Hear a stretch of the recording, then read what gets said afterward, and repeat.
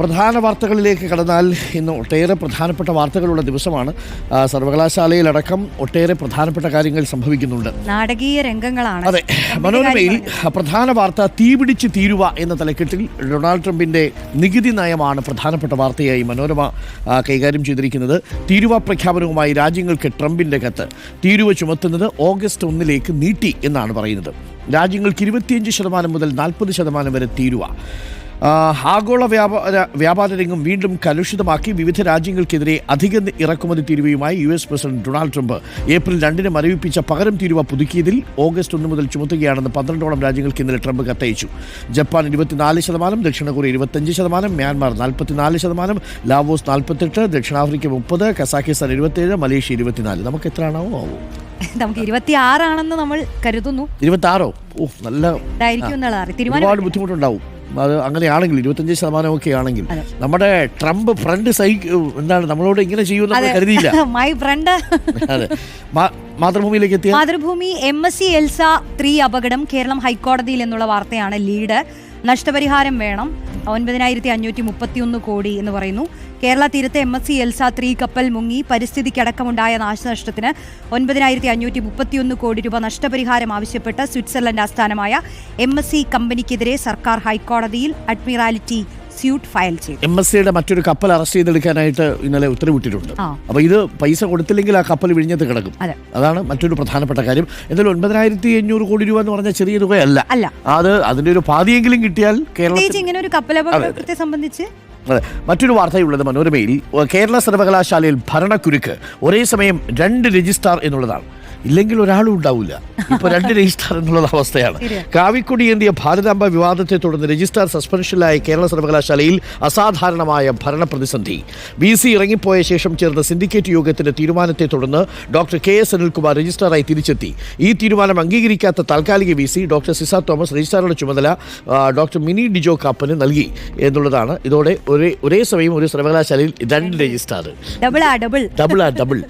ഇതിലെ നമ്മുടെ ആ വാർത്തയുടെ മാതൃഭൂമി തലക്കെട്ട് പന്ത് ഗവർണറുടെ കളത്തിൽ എന്നുള്ളതാണ്. എന്തായാലും പിള്ളേരുടെ കയ്യിൽ നിന്ന് പോയി. അവിടെ ഇപ്പൊ നടക്കുന്നത് ഗവർണറും VCയും രജിസ്ട്രാറും സിൻഡിക്കേറ്റും ഒക്കെ തമ്മിലുള്ള ചക്രത്തിൽ പോരാ. മാധ്യമത്തിൽ വലിയ വാർത്തയെ തന്നെ അത് നൽകുന്നു. കേരളയിൽ ഇരട്ട രജിസ്ട്രാർ, കസേരയിൽ കളി. സിൻഡിക്കേറ്റ് VC ഏറ്റുമുട്ടൽ തുടരുന്നു. താൽക്കാലിക രജിസ്ട്രാറെ നിയമിച്ച് VC ഗവർണർക്ക് VC റിപ്പോർട്ട് സമർപ്പിച്ചു എന്നുള്ളതാണ് പ്രധാനപ്പെട്ട വാർത്തയിരിക്കുന്നത്. നമ്മൾ സജി ചെറിയാന്റെ പ്രസ്താവന ആദ്യ പേജിലെങ്ങും നമ്മൾ കണ്ടില്ല. പക്ഷേ മാധ്യമത്തിന്റെ ആദ്യ പേജിൽ കൊടുത്തിരിക്കുന്നു. എന്റെ ജീവൻ രക്ഷിച്ചത് സ്വകാര്യ ആശുപത്രി. 2019 ഡെങ്കിപ്പനി വന്നപ്പോൾ ഞാൻ സർക്കാർ ആശുപത്രിയിലാണ് പോയത്. എന്നാൽ അവിടുത്തെ ചികിത്സയിൽ മരിക്കുന്ന നില വന്നു. ഇതോടെ എറണാകുളത്തെ സ്വകാര്യ ആശുപത്രിയിലേക്ക് മാറ്റി. 14 ദിവസം ബോധമില്ലായിരുന്നു. ഒടുവിൽ ഞാൻ രക്ഷപ്പെട്ടു എന്നാണ് പറഞ്ഞിരിക്കുന്നത്. മാതൃഭൂമിയിലുണ്ട് വടി കൊടുത്ത് മന്ത്രി സജി. അതിൽ കാകദൃഷ്ടി പറയാം. ഗവൺമെന്റ് ആശുപത്രിയിലെ ചികിത്സ കൊണ്ട് മരിക്കാറായ ഞാൻ സ്വകാര്യ ആശുപത്രിയിലെത്തി രക്ഷപ്പെട്ടു എന്ന് മന്ത്രി സജി ചെറിയാൻ. അപ്പൊ താഴെ ഒരാൾ സുഖമില്ലാതെ സർക്കാർ ആശുപത്രിയിൽ കിടക്കുമ്പോൾ ഇമാതിരി ചെറ്റവർത്തമാനം പറയരുത്. അതെ, അതൊരു പ്രധാനപ്പെട്ട കാര്യമാണ്.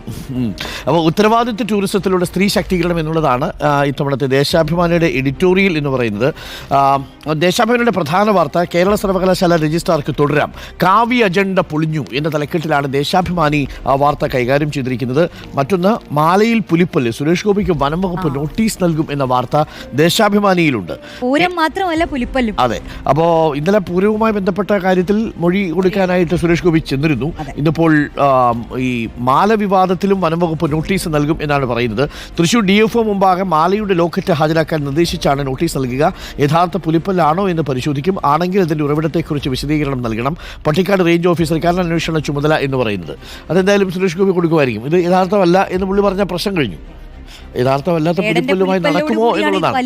അതെ, വലിയ ചർച്ചയായിരുന്നു. മറ്റൊന്ന്, സുപ്രീം കോടതി to hear on July 10 pleas against Bihar roll revision.